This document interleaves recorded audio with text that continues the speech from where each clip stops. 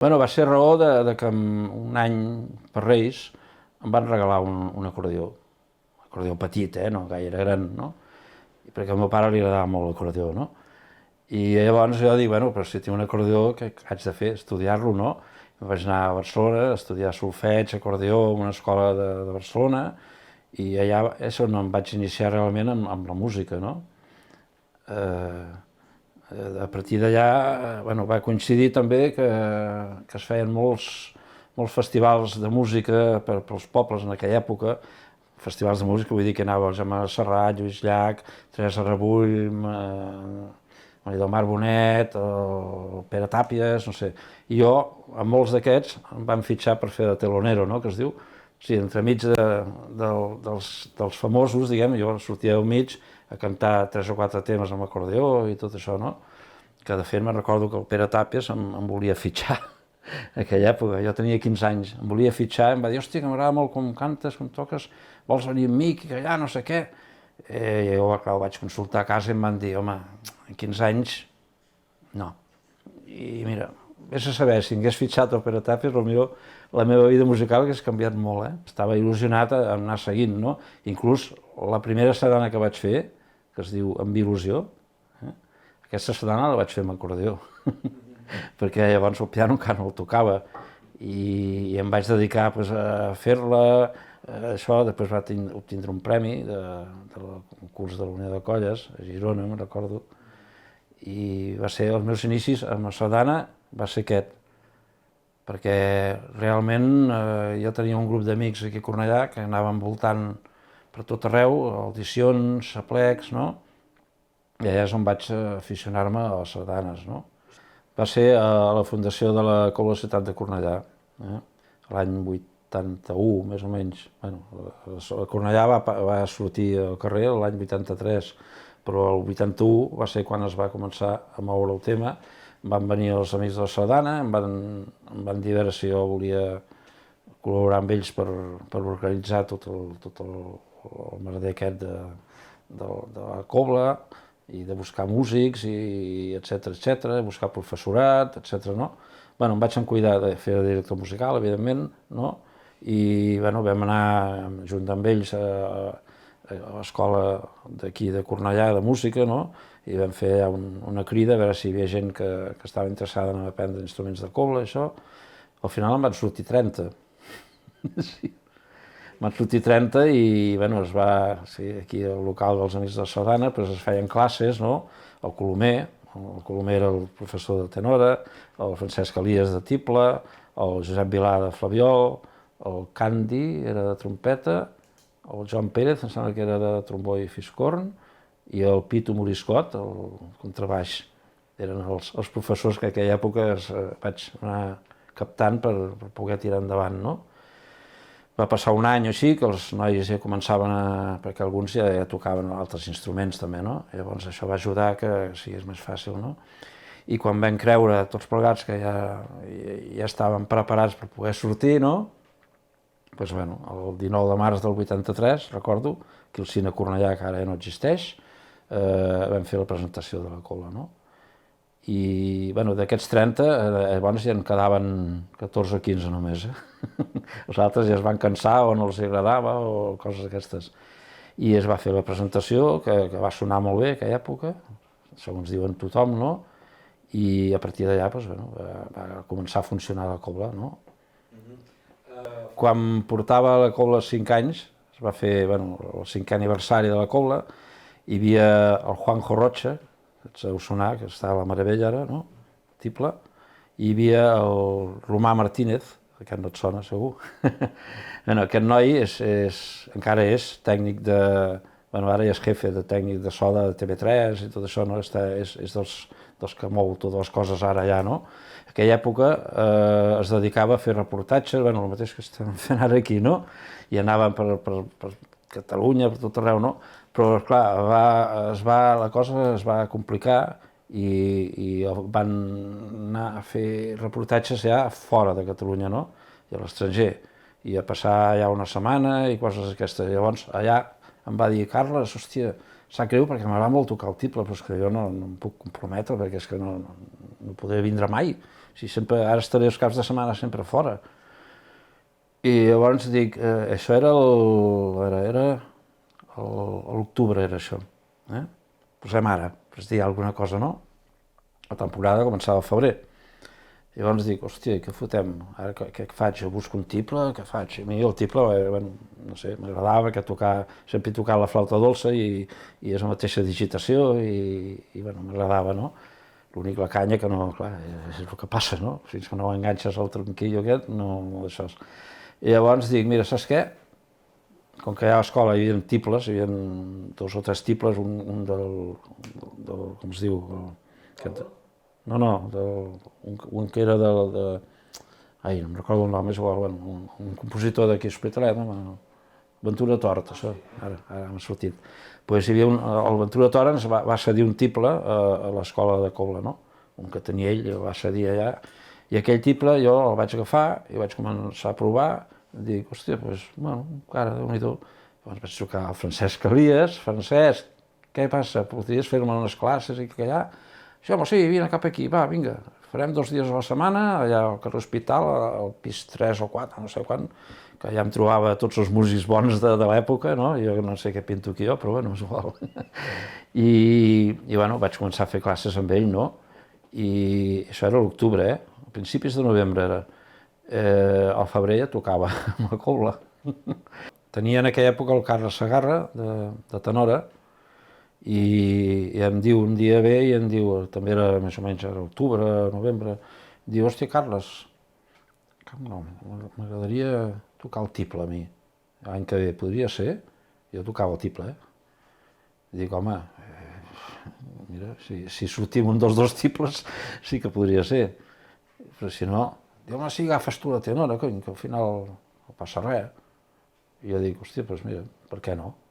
El mateix que vaig fer amb el tiple, dic, doncs provem amb la tenora, no? I també vaig anar, el mateix que vaig anar amb el francès, vaig anar amb el Jaume Vilà a fer unes classes ràpides de tenora, i el que és que el Xavi Cornellana, en aquella època, ell es va comprar una tenora nova, i la tenora vella que tenia me la va deixar a mi, però que ella era encara amb el fa sostingut així, no així, I jo, clar, estava acostumat amb el tiple així, no? I això, hòstia, em venia una mica d'allò, no? I llavors vaig dir, bueno, si és que tinc que tocar la tenora, me'n compro una, ja està, tu. I vaig estar 2 anys de tenora amb l'Anna Navarro, me'n recordo, la germana del Dani Navarro, I, bueno, el mateix, el primer any vaig fer de segon, el segon any ja em buscava, com que feia repertori jo, em buscava les sardanes més fàcils de tenora per mi, de primer, no? I l'Anna Navarro deia, no, agafa el que vulguis, i les que eren més difícils els hi passava amb ella, no? De fet, a la que es va fundar la Cobla, la ciutat de Cornellà, ja va ser un seguit de fer sardanes, ja, no? I quan jo tocava ja, no ho diguem, perquè jo, clar, anava als aplecs, em venia, escolta, però l'any que ve l'aplec, a veure si ens pots dedicar una sardana aquí, que allà, ja està, l'any que ve ja teníem assegurada la contractació de plec, no? I així vaig treure bastants aplecs i moltes sardanes estan dedicades a agrupacions i aplecs, per això, no? Precisament. Però ja era un continu, i encara que no hagués tingut encàrrecs, hagués seguit fent igual, perquè ja tenia ganes, no? Quan arribava, hòstia, vaig a provar això, i provar l'altre. En aquella època, ara no, ara hi ha molts compositors bons, boníssims, Podia dir Martimon, podia dir... Bé, és igual, no cal dir noms, és igual. Moltíssims. En aquella època només hi havia el Jordi León, Joan Josep Blai i jo. Joves, Quan érem joves. Clar, el Blai, ja saps com treballa, vull dir, ell amb l'escola i amb els corals que té i tot això, no estava gaire per fer sardanes, no? El Jordi León, en aquella època, no es prodigava gaire a fer sardanes tampoc. Jo era l'únic jove, en aquella època, compositor jove, fixa't, que feia sardanes i balladores, a més, no? Clar, la gent els agradava, mira, i vaig tindre sort que no hi havia ningú més de competència, no? I allà és on se'n van tocar moltíssimes sardanes, aquella època, moltíssimes, Un dia per Sant Jordi feien un certamen literari aquí a Cornellà, no? I 2 o 3 mesos abans em truca, quedem a fer un cafè, això, i em diu, escolta, tu que jo sé que cantes i toques l'acordeon i tot això, tu podries vindre a amenitzar una mica el certamen literari, fer mitja hora, 3 quarts de música allà i tot això. I jo dic, però què dius, hòstia, jo sol allà. Diu, bueno, si no et busques algú, jo què sé, algú que toqui la tenora, em va dir ell mateix, Dic, hòstia, doncs, bueno, mira, això encara dona una mica més de color, no? I, bueno, i vaig dir, mira, ja, potser sí, però bueno, ja t'ho asseguraré, no? Llavors, automàticament, que llavors Lluís Alcalà era molt amic meu en aquella època, ara també, I fèiem programes de ràdio Cornellà junts, i fèiem coses així amb dos flaviols, amb tible i tenora, i, bueno, fèiem coses així a la ràdio d'aquestes bestiades, no? I li vaig dir, escolta, mira, passa això, m'han dit a veure si podem fer una mitja part en un certamen literari, acordion, veu i tenora. I em va dir, pues sí, home, sí. I era el dia de Sant Jordi, que per això el grup es diu Grup Sant Jordi, no és per res més. I bueno, llavors vaig estar un mes intensiu allà fent instrumentacions del llac, del Serrat, de coses per poder cantar i fer paper de tenor, evidentment, tot això. I bueno, allà ens vam estrenar, no? Va ser exitós, la veritat, va estar força bé, no? I a partir d'allà vam dir, hòstia, doncs per què no fem alguna cosa més i ens dediquem a fer propaganda i a veure si anem voltant por ahí a tocar i a cantar i tot això, no? I així va néixer el Grup Sant Jordi. A partir d'allà jo em vaig dedicar també vaig tindre una època d'inspiració i vaig instrumentar música, lletres de Lluís Sobirana, de Francesc Vintró, que és un amic que tinc aquí, també, i vaig fer 6 o 7 temes inèdits, no?, meus, música meva, i lletra meva no, perquè jo de lletra sóc un desastre, i bé, ja teníem 6 o 7 temes, més versions de moltes altres coses, i vam dir, hòstia, doncs escolta'm, si fem un CD, i el repartim per les agrupacions, tot això, doncs potser encara ens contracten, tu. Perquè llavors, ja saps, les agrupacions sempre fan el dinar de germanor cada any i coses d'aquestes, no? Doncs va ser així, I en aquella època vam fer molts bolos. Agrupacions sardanistes, hòstia, mira, que fem el dinar de germanor, podríeu venir a amenitzar després del dinar, a l'hora dels postres o del cafè, allà a tocar una mica i cantar i tot això. Sí, tant que sí.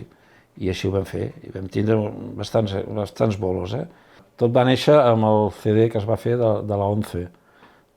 Saps que es va fer un CD a la 11, amb el Jordi Fort, aquí a Cornellà, ell estava allà de professor de sardanes i això, i bueno, un dia va dir, home, podíem fer un CD de sardanes dedicades a la 11.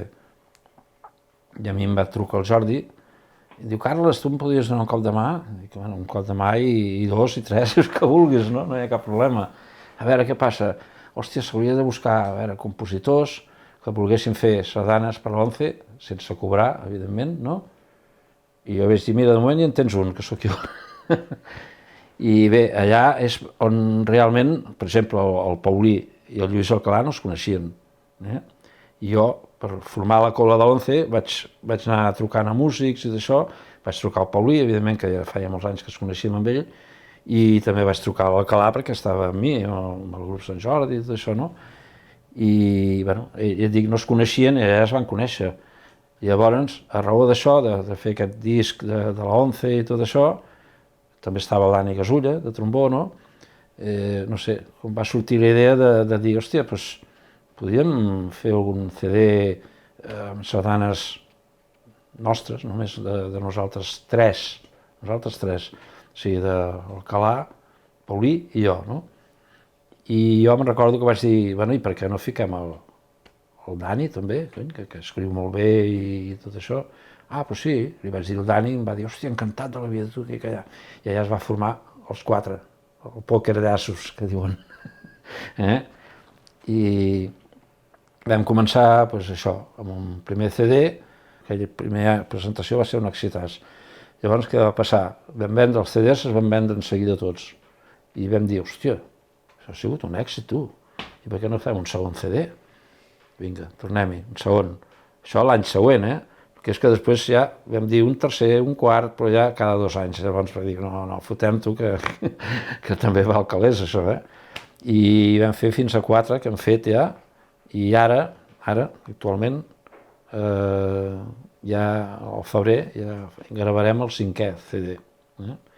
Però aquest té una particularitat que, per variar-lo una mica respecte als altres, vam dir, hòstia, per què no fem una sardana de 2 cobles i timbales, o percussions, no? O triangle, o el que sigui, no? El que vulgui posar cadascú, no? Fem una sardana cadascú i la gravem al CD, no? I després el dia de la presentació, que suposo serà octubre o novembre del 23, imagina't si falta encara, les toquem allà a la presentació, no? I tot això. Jo he tingut la sort que els meus fills han seguit, sense forçar-los, ells sols, han seguit el que, el món de la cobla l'han viscut tota la vida des que van néixer, i mira, els ha agradat, no? I el que deies dels seus orígens, es va formar la cobla, els igualadins, això, a Igualada, ara és l'actual cobla Ressò, es va formar la cobla dels igualadins i bueno, allà hi havia el Xavi Cornellana, hi havia l'Elisenda Vilarrúbies, bueno, tots els que estan ara tocant amb cobles i això, no? I bueno, allà va ser, el Roger ja començava a estudiar la trompeta i li vaig dir, hòstia, doncs jo també tenia molta amistat amb aquella gent i van dir, home, si vol el teu fill venir de trompeta i el Marc, si vol, de contrabaix també, per què no? I vinga, dit i fet, no? I es van iniciar ja a la cobla els igualadins. El tercer any, em sembla que era, el Roger, el Jesús Ventura, me'n recordo, que era molt amic meu, pobre, hòstia, bueno, i teu també, hòstia, és veritat, em diu, hòstia, Carles, el teu fill de trompeta, què tal? Dic, què tal, què? Diu, per entrar a la Mediterrània. Dic, home, què tal? Jo no et diré què tal, vull dir, tu proves i si veus que t'agrada, doncs el fitxes i si no, doncs no passa res, no hi ha cap compromís en absolut, no? Diu, vale, doncs mira, digue-li a veure si pot venir aquest assaig, no sé què. Va anar a un assaig allà amb el Medi i, bueno, el van acceptar. I llavors, en aquella època de contrabaix hi havia el Joel, el Medi, més endavant el Joel va plegar i llavors el Roger i això van dir, hòstia, però el Marc, cony, que ho fot prou bé, a veure què us sembla, no? Va anar molts anys a la Popular. Sí, bueno, que estava, després va passar a la Popular el Marc, Sí, és que ara menjava l'època del Popular, que també hi havia l'Elisenda Vilarrúbies, a la Popular, i va estar allà uns quants anys i bé, llavors van dir, doncs mira, provem-lo també, bueno, va ser una prova que el va superar, suposo, perquè va entrar a la Mèdit també, no? I allà, doncs mira, els meus fills, a la Mèdit tots dos. Van fer una colla d'anys, bueno, el Marc encara continua. El Marc continua i el Roger ara va entrar al Llobregat fa 2 anys, no canviaria res. Bueno, sí, potser aquella època de la Cornellà, de tant buscar bolos, això, si es pogués suprimir aquells 6 o 7 mesos, sí que els trauria. Però no, en general, jo estic content de la meva trajectòria, no? Ja sé que hagués pogut anar per una altra vertent i estudiar a fons harmonies i això, i dedicar-me en sèrio i això, però no, tampoc tenia temps en aquella època. Però no, jo estic satisfet de tot el que he fet fins ara. Sí.